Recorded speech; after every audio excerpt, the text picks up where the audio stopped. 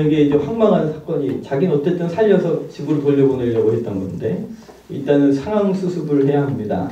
그래서 이 요셉이 입고 있었던 이 채색 옷을 찢고 거기에 숫염소의 피를 발라서 아버지께 보여드립니다. 차마 아들이 죽었습니다 라고 거짓말까지는 안 했지만 상황을 만들어 놓고는 스스로 야곱이 결론을 내리도록 만들어 버렸습니다. 이것도 은근히 자기들의 책임을 회피하는 그런 이제 마음들이 살짝 보입니다. 이 요셉이 죽었습니다 라고 보고하지 않고 이것이 아버지 아들의 옷인지 한번 보십시오 하고 보여드리고 요셉이 그걸 보고 상황을 생각하고 결론을 내리죠. 요셉이 죽었구나. 그 마음이 얼마나 애통한지요. 우리 35절 말씀 같이 한번 읽겠습니다. 그의 모든 자녀가 위로하되 그가 그 위로를 받지 아니하여 이르되 내가 슬퍼하며 수월로 내려가 아들에게로 가리라 하고 그의 아버지가 그를 위하여 울더라. 이 수월이라는 것은요, 이 히브리 개념에는 아주 깊은 구덩이를 이야기합니다. 그러니까 죽은 사람들이 내려가는 곳이라고 알고 있는 것이 이제 수월이죠. 아들이 죽었습니다. 사랑하는 아들이 죽었으니 그 아들의 죽음 앞에서 마음 편할 아버지가 어디 있겠어요? 그런 부모가 어디 있겠어요? 자녀보다 부모보다 앞서가면 가슴에 묻는다 하잖아요. 이런 사람들에게 이런 상황이 있을 때 어떤 위로를 할 수 있을까 하는 생각이 듭니다. 앞에서 잠깐 말씀드린 것처럼 이미 야곱은요, 이제 집에서 고향을 떠나면서 그 사랑하는 어머니를 다시는 보지 못했습니다. 떠나 있는 20여 년의 기간 안에 어머니가 돌아가셨습니다. 어머니의 죽음을 보지도 못했죠. 사랑하는 또 라헬이 있는데요. 둘째 아들을 낳다가 또 산고가 심해서 사랑하는 부인이 제일 먼저 또 세상을 떠나게 됩니다. 그리고 얼마 지나지도 않았는데 어머니처럼 모시고 있었던, 그러니까 이 어머니의 유모, 자기에게는 할머니 뻘 되지만 어머니처럼 모시고 있었던 그 유모의 죽음을 라헬의 죽음 이후에 얼마 되지 않은 시점에 겪게 됩니다. 그러니까 요셉의 마음 가운데 그의 사랑하는 사람들이 제일 먼저 죽거나 하나님이 데려가신다고 생각하는 상황이 되어버렸는데 오늘 또 그렇게 정말 자기 생명처럼 내주고 싶었던 사랑하는 아들의 죽음을 앞에 생각하게 되고 거기에 충격을 받게 되고 상해 있습니다. 목회를 하면서 이게 참 난감할 때가 이런 때입니다. 이럴 때는 뭐 무슨 위로가 되겠어요? 무슨 말로 위로가 되겠습니까? 사랑하는 사람을 잃고 또 가장 소중하게 여기던 것들이 무너지고 그때 이 괴로워하고 있는 분들에게는요, 뭐 목사도 뭐 이게 할 말이 없습니다. 그럴 땐 그냥 같이 울어주는 거 외에 수가 없습니다. 뭐 죄송합니다. 꼭 누군가의 죽음 앞에서 어떻게 보험 처리는 잘 됐냐고요. 뭐 이런 거 묻고. 근데 꼭 그런 분들이 있다고 하더라고요. 그렇게 갑작스럽게 가족이 사고로 어려움을 겪고 있는데도 오셔서 꼭 그런 거 물어보시는 분이 있어서 눈치 없이 굉장히 미움 사는 분들이 있어요. 공감 능력이 떨어져서 그래요. 저도 목회를 하지만 저도 참 그런 게 많이 부족해요. 그런데 그때는 뭐 수가 없어요. 뭐 무슨 말로 위로가 되겠어요. 그냥 울어주는 거 외에, 옆에서 같이 울어주는 거 외에 무슨 위로가 되겠습니까? 그럼에도 불구하고 이게 목회자의 습관인 것 같아요. 어떻게든 위로를 해야 하잖아요. 그래서 성경을 묵상하게 되고 또 성경을 쳐다보게 되고 무슨 의미를 찾을 수 있을까 이제 고민하게 되는 거죠. 이제 사람들도 그래요. 이런 원치 않는 죽음을 만났을 때 가족이나 가까운 사람들에게 이런 일이 처음에 딱 벌어지면 첫 번째 반응은 부인합니다. 아니 그럴 리가 없다. 이 사람이 그런 사고를 당할 리가 없다. 이렇게 일찍 세상을 떠날 리가 없다. 나의 사랑하는 이가 그럴 수 없다. 그리고 막 부인하고 받아들이지 못합니다. 이제 다음 단계로 가면 그걸 이제 받아들이기는 하는데 이제 누구 탓이냐를 찾기 시작합니다. 누가 이 일의 원인이냐. 그래가지고요. 그 원인이 될 만한 사건이나 사람이나 대상을 발견하면 아주 공격을 시작을 합니다. 근데 그 다음 단계로 가면 이제 자기 탓을 하기 시작합니다. 그래서 이렇게 할 거 저렇게 할 거 그러면서 막 안타까워하죠. 이제 그러면서도 이제 원인 찾기를 시작하다가 결국 누구한테까지 손가락질을 하게 되냐면 하나님 도대체 살아계신 거 맞냐고, 이런 일이 있을 때 어떻게 그러실 수가 있냐고 그러면서 이제 하나님을 원망하는 단계까지 가게 되죠. 그러면서 목사한테 찾아와가지고 막 울부짖으면서 그런 얘기를 하시면 전 정말 할 말이 없어요. 그럴 때는 저 찾아오지 말라고 하면 안 되죠. 그래도 찾아오십시오.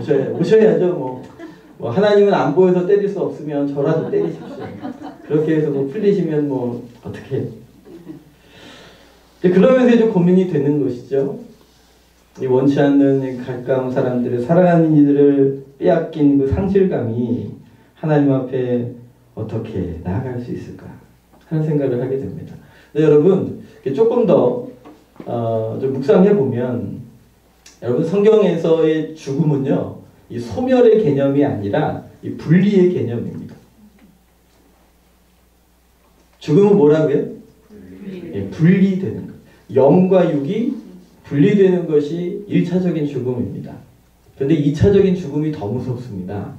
나의 영혼이 소멸되는 게 아니고 내 영혼이 누구와 분리되는 거예요? 하나님과 분리되어 영원히 사는 것. 거기가 어디게요? 거기가 지옥입니다. 천국은요? 천국은 뭐 황금길이 있고 뭐 생명나무가 있어서 좋은 게 아니라 누구랑 같이 있어서 좋은 거예요? 하나님과 같이 있어서 좋은 곳이에요. 그러니까 우리가 자꾸 천국을 물질적으로 설명하려다 보면 중요한 오류에 빠지게 됩니다. 지옥은요, 뭐 불구덩이에 빠져서가 고통이 아니고요, 하나님과 함께 있을 수 없는 고통인 거예요. 그러니까 기본적으로 성경에서의 죽음은 소멸의 개념이 아니고 분리의 개념입니다. 그런데 하나님이 처음 창조하셨을 때는 이 죽음이 없었어요. 그런데 창세기 3장에서 하나님 앞에서 아담과 하와가 하나님 앞에 범죄함으로, 불순종함으로, 그래서 하나님과의 분리를 겪게 되죠. 정령 죽으리라 하셨거든요. 그러니까 죽음의 개념이 뭐라고요? 분리의 개념이에요. 죄를 짐으로 인하여 하나님과 관계가 깨어져 버리고 말았어요. 그리고 그 죽음의 그 결과로 인하여 사망이 우리의 인생 속에 들어오게 된 것이죠. 인생이 아무리 잘났고 아무리 성공을 위대하게 만들었어도 죽음을 피해갈 수 없어요. 이 시대의 트렌드를 바꿔버린 이 아이폰을 만든 우리 스티브 잡스가 뭐 부자이기도 하고 얼마나 큰 영향력을 끼쳤어요. 근데 그도 죽음을 피해갈 수 없었어요. 오늘 우리가 만나는 인간의 가장 큰 한계가 죄로 말미암아 들어온 사망의 문제예요. 그러나 하나님께서 우리를 사랑하시기 때문에 그걸 그냥 지켜보실 수 없었던 거죠. 죽음으로 영원한 지옥으로 달려간 우리를 바라보실 수 없으셨기 때문에 이 문제를 해결하시기 위해 사람의 몸을 입고 이 땅에 우리를 찾아오셨어요. 그분이 예수님이세요. 우리를 구원하시기 위해 스스로 죄가 되신 거예요. 우리의 연약함과 병든 것뿐 아니라 우리의 근본적인 죄의 문제를 보듬어 안으시고 하나님의 진노 안에 거하시게 된 거죠. 마귀의 가장 큰 무기가 죽음이거든요. 사망이에요. 드디어 예수 그리스도께서 십자가에 달리셨고 사망이 예수님을 삼켜버린 바 되었습니다. 근데 거기서 끝났으면 아무 일도 없었겠지요. 인간은 계속 절망 가운데 머물러 있었겠지요. 그런데 주께서 그 사망에 삼킨 바 되셨는데 3일 후에 주께서 부활하신 것입니다. 사망을 깨트리시고 사망을 파괴하시고 사망을 벗어 던지시고 이기셔서 오늘 우리에게 부활의 첫 열매로 오셔서 우리에게 구원을 주시고 생명을 주시는 거죠. 여러분 이게 복음입니다. 할렐루야. 우리가 인생이 예수 그리스도의 은혜로 말미암아 죽음의 저주에서 벗어난 영생을 선물로 받은 은혜를 예수님 이름으로 누리시는 분들이 오늘 예배드리고 계시는 것이죠. 할렐루야. 그럼에도 우리가 이미 오신 예수님과 그리고 다시 오실 예수님 사이에 우리가 존재한다는 말입니다. 그래서 예수님 믿고 있지만 여전히 이 죽음을 만나고 있고 경험하고 있고 그 상실의 고통에 노출되어 있는 것입니다. 여러분 고린도전서 15장 이 부활장인데 52절부터 54절까지 한번 읽겠습니다. 여러분 우리에게 이 복음으로 우리를 구원하시고 죽음에서 건져내시고 마침내 이 일을 이루실 주님 바라보시기 바랍니다. 52절입니다. 나팔소리가 나매 죽은 자들이 썩지 아니할 것으로 다시 살아나고 우리도 변화되리라. 이 썩을 것이 반드시 썩지 않을 것을 입겠고 이 죽을 것이 죽지 아니함을 입으리로다. 이 썩을 것이 썩지 아니함을 입고 죽지 아니함을 입을 때에는 사망이 삼키고 이기리라고 기록된 말씀이 이루어지리라. 네. 오늘 우리가 이미와 아직 사이에 존재하고 있어서 그래요. 이미 오셔서 구원을 완성하셨는데 예수님이 다시 오시는 그날에 이 일을 온전히 성취하실 거거든요. 그런데 예수님 믿는 우리가 이 사이에 존재하여 원치 않는 죽음을 만나고 있고 상실을 경험하고 있고 사랑하는 사람들과의 그 분리로 인하여 고통을 겪고 있는 거죠. 그래서 이 죽음을 묵상하게 되는 겁니다. 네, 여러분, 물론 안 믿는 사람들의 죽음에도 다 의미가 있고 메시지들이 있죠. 그러나 더욱더 예수 믿는 사람들, 하나님을 경외하는 사람들의 죽음을 주께서 귀히 여기시마 성경 말씀하고 계십니다. 우리 시편 116편 15절입니다. 같이 한번 읽을까요? 그의 경건한 자들의 죽음은 한 번 더 읽을까요? 그의 경건한 자들의 죽음은 여호와께서 보시기에 귀중한 것이로다. 한 번 더요. 그의 경건한 자들의 죽음은 여호와께서 보시기에 귀중한 것이라는 거예요. 예수 믿는 사람들, 하나님을 경외하는 사람들의 죽음을 이 땅에서 겪지 않으면 좋겠지만 그러나 이미와 아직 사이에 존재하는 우리가 그 경고하는 죽음의 현장에서 그 죽음의 의미 중에 하나님의 마음을 좀 헤아리시기를 축복합니다. 여러분, 하나님의 눈을 피하여 죽음이 있을 수가 없다는 거예요. 특별히 하나님의 자녀되고 주의 백성된 우리들의 인생 속에 경험하는 죽음이 있지만 하나님께서 그걸 그냥 아무 의미 없는 죽음이 없다는 거예요. 가치 없는 죽음이 없다는 거예요. 하나님께서 그 죽음을 귀히 여기신다고 말씀하세요. 하나님 위로가 좀 있으시길 바라요. 우리는 상실하고 아프고 힘이 들지만 그러나 하나님께서 그 죽음을 헛되이 보시지 않는다는 거죠. 가치 있게 보시고 의미 있게 보시고 귀중하게 보고 계시다는 사실을 꼭 기억하시기를 바랍니다.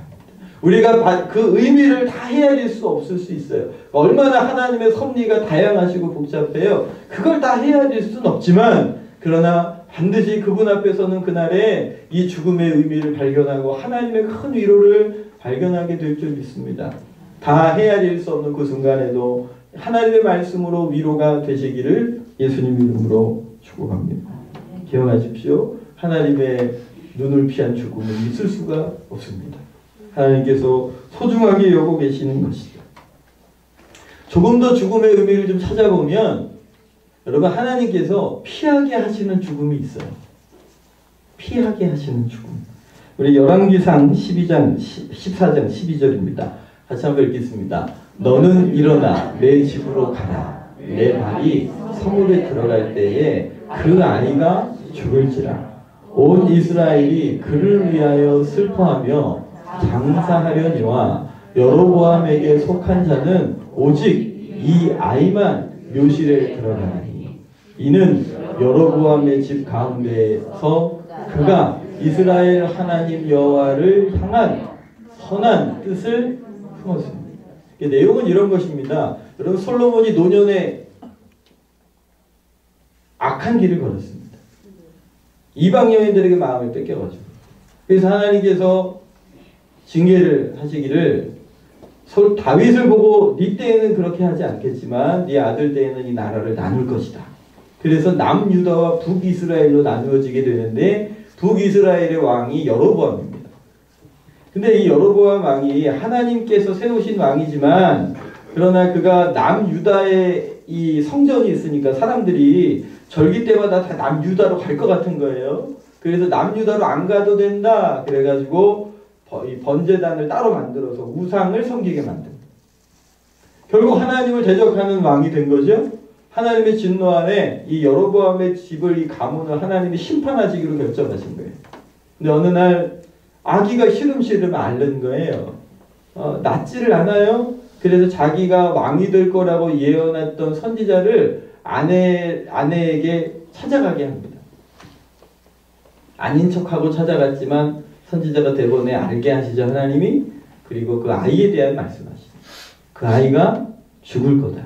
여로보암의 집 가운데 이 아이만 유일하게 묘실에 들어가게 될 거다. 이유는 우리 13절 후반절에 보시면 이는 여로보암의 집 가운데 그가 이스라엘의 하나님 여호와를 향하여 선한 뜻을 품었습니다. 그러니까 여러분, 이 아이의 죽음은요, 피하게 하시는 죽음이었어요. 징계가 있고 심판이 있을 건데 이 아이가 그것을 보지 않도록 하나님께서 피해 주신 거지. 그 아이의 죽음이 얼마나 불쌍하고 아쉬워요. 우리가 다 그런 마음 품지요.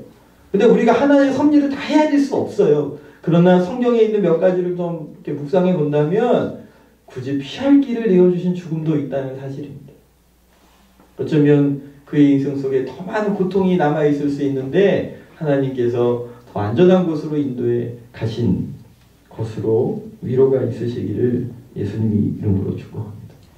예, 별로 죽음 얘기를 하니까 별로 여러분 안 좋아하시는 거예요.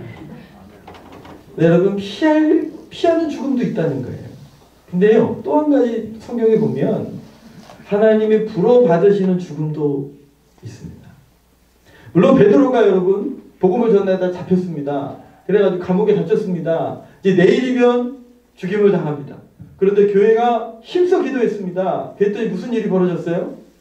네, 천사가 나타나서 잠자고 있는 이 베드로가 하여튼 그렇게 눈치가 없어요. 뭐 어디든 잘 자요, 그냥. 내일 죽는데도 잘 자요.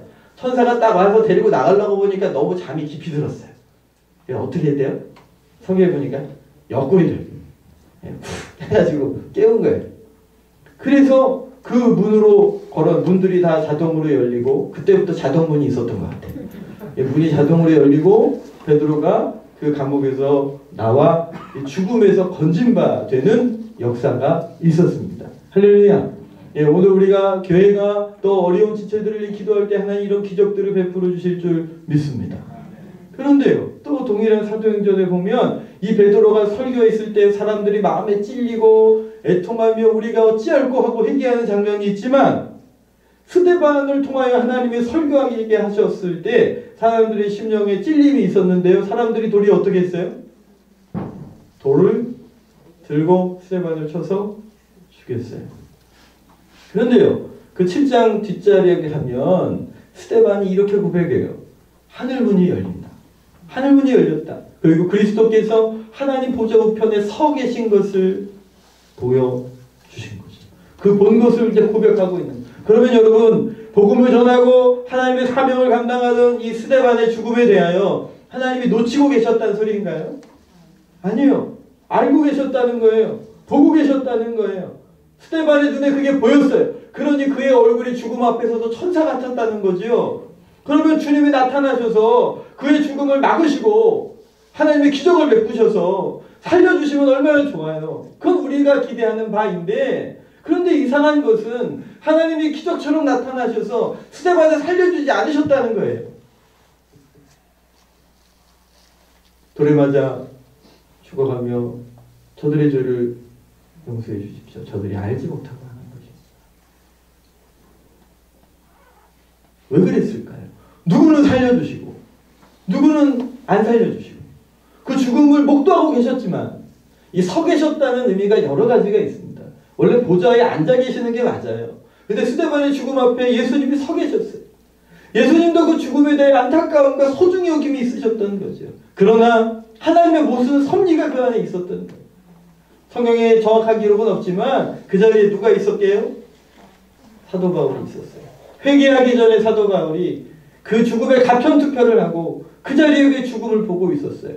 죽어가는 현장에서 자기들에게 진노하여 돌을 던져 죽이는 사람들을 향하여 대적하지 않고 도리어 하나님께 저들의 긍휼을 구하는 스데반의 얼굴과 그의 기도와 그의 태도 속에 담겨진 복음의 비밀이 오늘 젊은 스데반의 영혼에 큰 흔적으로 남아 있었을 거예요. 그리고 어느 날 예수님이 만나주셨을 때 그 촉매제가 되었을 거라고 믿습니다. 주님이 받으시는 죽음이 있습니다. 우리 계시록 6장 10절입니다. 같이 한번 읽을까요? 큰 소리로 불러 이르되 거룩하고 참되신 대주제여 땅에 거하는 자들을 심판하여 우리 피를 갚아주지 아니하시기를 어느 때까지 하시겠나.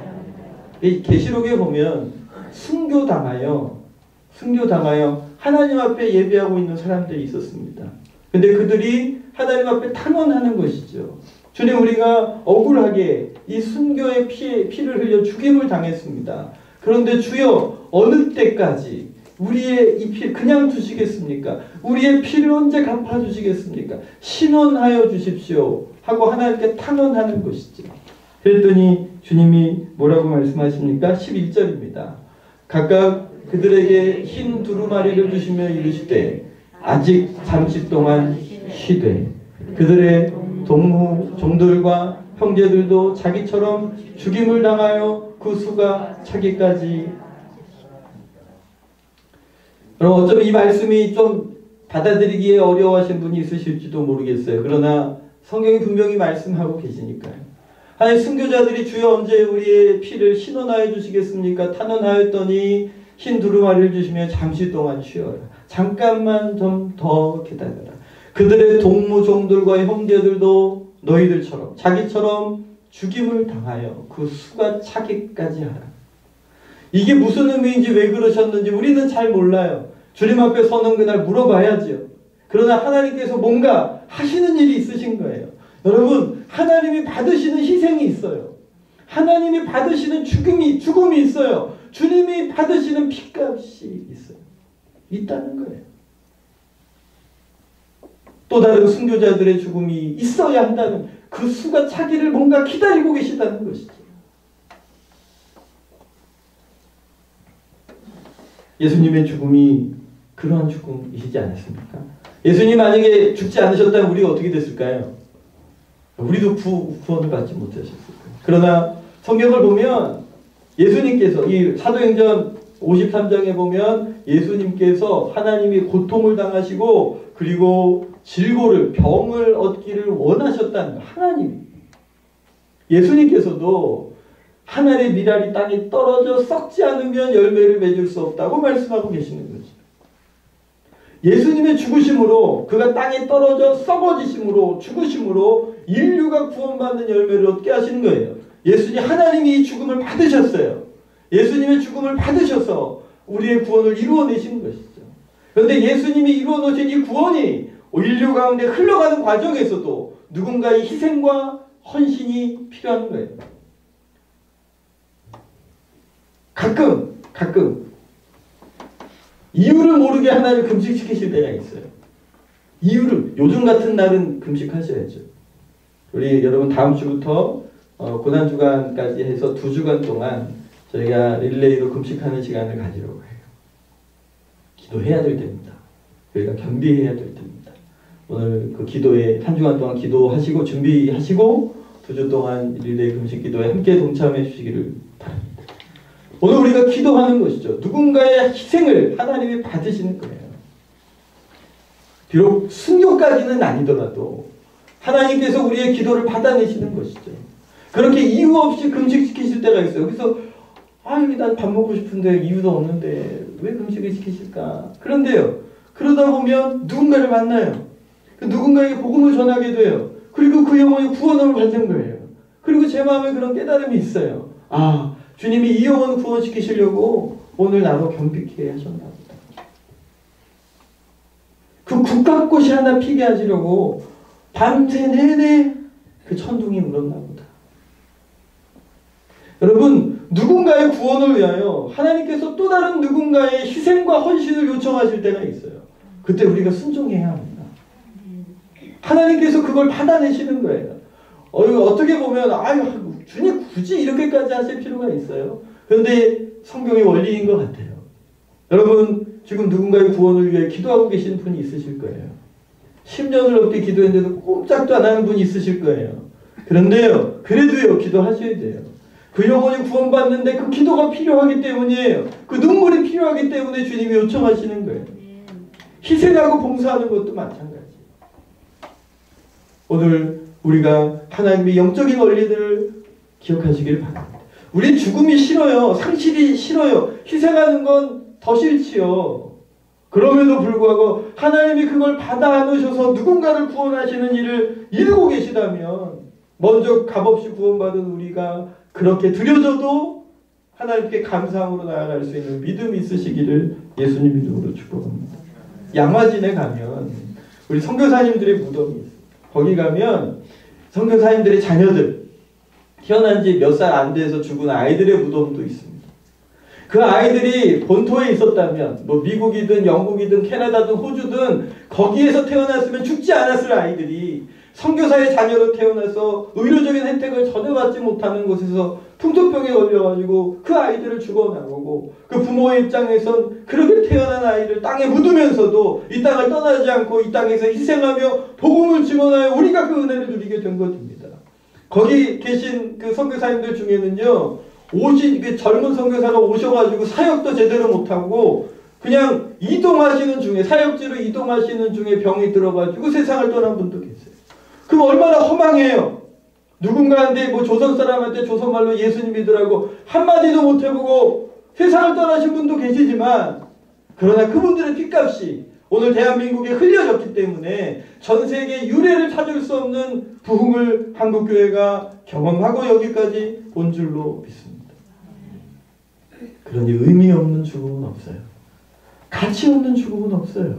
하나님이 무엇인가 이루고 계시는 일이 있기 때문에 희생을 요청하시고 헌신을 요청하시고 때로는 죽음까지도 받아내시는 일이 있지만 그걸 통해 반드시 구원의 역사를 이루어내시는 줄 믿으시기를 축복합니다.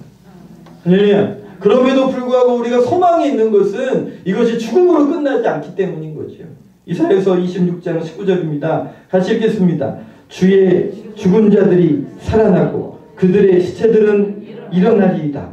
티끌에 누운 자들아 너희는 깨어 노래하라. 주의 이슬은 빛난 이슬이니 땅에 죽은 자들을 내어 놓으리라. 내 백성아 갈지어다 내 밀실에 들어가 내 문을 닫아 분노가 지나가기까지 잠깐. 여러분, 우리의 죽음이 피하는 죽음이 있어요. 우리의 죽음이 받으시는 죽음이 있어요. 그러나 그것으로 끝나지 않는다는 것이죠. 주의 죽은 자들아 살아나고 시체들이 일어나고 티끌에 누운 자들이 일어나서 노래하도록 하나님께서 부활의 영광을 우리에게 주시는 줄 믿으시기를 축복합니다. 할렐루야. 그래서 때로는 우리가 그 슬픔이 힘들고 아프지만 이 죽음 속에 담겨진 하나님의 섭리와 하나님의 계획이 있는 줄 믿고 하나님을 의지하는 것이죠. 지금 야곱은 요셉을 잃어버렸습니다. 죽었다고 생각합니다. 그에겐 죽은 거지요. 그러나 하나님께서 그 요셉의 분리로 인하여 상실로 인하여 낙담해 있고 죽음을 겪고 있는 죽음 같은 고통을 겪고 있는 그 야곱 앞에서도 하나님 지금 일하고 계셨던 거죠. 우리는 알지요. 이제 20여 년이 지난 후에 그 요셉을 다시 만날 거예요. 그리고 그 요셉을 그 기간 동안 훈련시키셔서 애굽의 총리로 세워놓으셨고요. 근동지방의 그 흉년 가운데서 근동지방을 살려낼 뿐 아니라 이스라엘 자기 가족들까지도 살려내기 위하여 구원을 이루실 준비를 그 물밑에서 행하고 계셨던 거죠.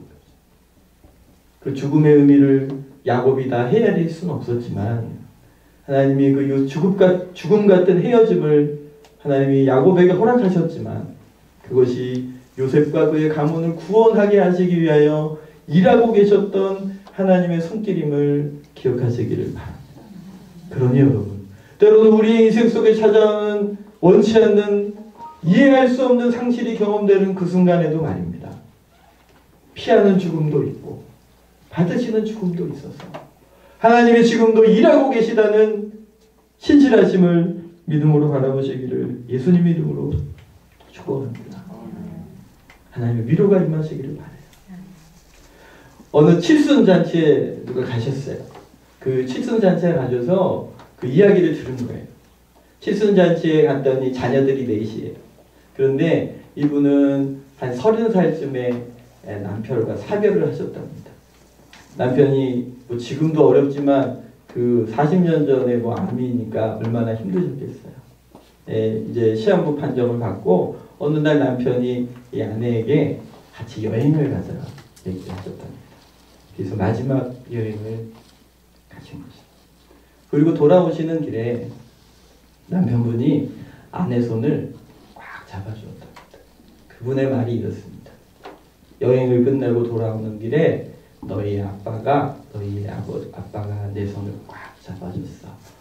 1시간 동안 내 손을 꽉 잡아줬거든. 그런데 그 1시간이 40년을 견디게 해주었구나. 하고 자녀들 앞에서 이렇게 얘기하시더래요. 여러분, 이 1시간이랑 40년이랑 이걸 어떻게 비교하겠어요? 얼마나 작은 시간이에요. 그런데요, 그 1시간이 깊이 있는 시간이었어요. 의미 있는 시간이었어요. 그때의 그 감정과 그때의 위로와 그때의 격려가 그 40년 동안의 그 어려운 숱한 시간들과 눈물의 시간을 건너올 수 있는 힘으로 그에게 주어졌다는 것이죠. 할렐루야.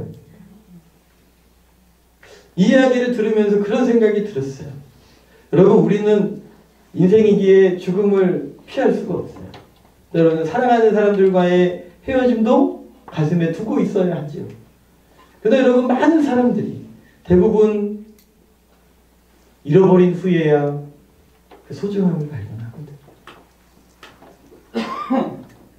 여러분, 가까이 계실 때 이분이 마지막 떠나시기 1시간 동안 꼭 잡아주었던 그 손길이, 그 위로가, 그 격려가 이분으로 하여금 평생을 이겨낼 수 있는 힘과 위로와 격려가 되었다면, 오늘 내 사랑하는 형제자매들 아직 헤어지지 않고 아직 함께 있을 수 있고 아직 교제할 수 있는 그분들에게 여러분, 그렇게 의미 있는 사랑과 격려의 기회가 되시기를 축복합니다. 물론 지금 죽음을 묵상했지만 그것이 앞에 있다면 오늘 우리가 지금 함께 교제할 수 있는 그 사람, 그 형제, 사랑하는 남편과 아내와 우리 자녀들에게 가까우니까 너무 허물이 없어서 너무 막대하지 마시고 오히려 진한 위로와 격려의 하나님의 그 손잡음이, 그 위로와 격려가 있으시기를 예수님 이름으로 축복합니다. 평소 때 같으면 손 좀 잡아보라 할 텐데 오늘 안 하겠습니다. 집에 계신 분들은 잡으셔도 될 거예요. 그 잡은 1시간이 40년을 견디게 했다면 우리가 매일매일 그 형제에게, 자매에게, 사랑하는 아내에게, 남편에게, 자녀들에게 그 신실한 위로의 격려의 말들이 계속 전달된다면 평생을 살아갈 힘이 되지 않겠습니까? 그래서 또 하나 묵상하게 된 건요, 예배의 소중함이에요. 여러분, 우리의 인생 속에 기억되는 예배가 있으십니까? 있죠? 예수님과 깊이 경험했던 그 은혜의 때가 있으시죠? 여러분, 그 은혜의 경험과 그 은혜의 말씀과 그 시간이 짧은 시간이지만 오늘 우리 인생 속에 얼마나 큰 비전이 되고 방향이 되고 능력이 됩니까? 일주일에 한 번 드리는 예배 1시간이지만 이 1시간 예배가 하나님 앞에 그런 의미 있는 시간으로 우리에게 다가온다면 그래서 우리가 얼마나 능력 있게 살아갈 수 있겠어요. 그러니 그냥 습관적인 예배가 아니라 우리 가정에서 드리는 가정 예배도, 그래서 우리 주일날 예배드린 이 시간도 하나님, 우리가 주님을 그렇게 의미 있게 깊이 만나는 시간이 되어서 삶이 힘들고 어려움을 겪지만 하나님 앞에 넉넉한 힘과 위로를 경험하는 시간이 되시기를 예수님 이름으로 축복합니다. 하늘의 위로가 넘치시길 바랍니다. 오늘 영상 하나를 보겠습니다. 12살 아이가 라디오에서 대화하는 장면입니다. Hey Mike, can I talk to you? You bet, Logan. What's up? I want to tell you something that God just told me. Okay. Last night my dad was roping this calf. And this calf had been born from a really old cow. She didn't have really the greatest milk. She didn't have like the vitamin C and stuff. Okay. Hold on. Mom? So cute, I guess his mom's talking to him. I'm talking right now. I'll be up in a sec. But sorry about that. But anyway, she broke her back. And this morning I went out and put her down myself. I was talking to God. I was asking God why she was special. And God said, you know, Logan, but my son was special, but he died for a purpose. It's kind of the same thing. That calf was close to me, and God's son was close to him. Logan, you're so right. It's true. Think you're gonna be okay? Yeah, I'll be fine. But I just wanted to tell you guys that is so important. Just remember, when you lose a loved one or a pet, always remember that God gave His Son too. And He understands. He will always understand. He will always just run to Him. Logan, you're wiser than you know, buddy. Oh, sometimes I don't think I'm wise. Trust me, I've done a lot of stupid stuff. But I've learned from it. Yeah, but see, buddy, that's what makes you wise. Somebody that learns from their mistakes. Oh, I just figured I'd better call and share with you guys. Love you. Love you too. Bye. Bye-bye.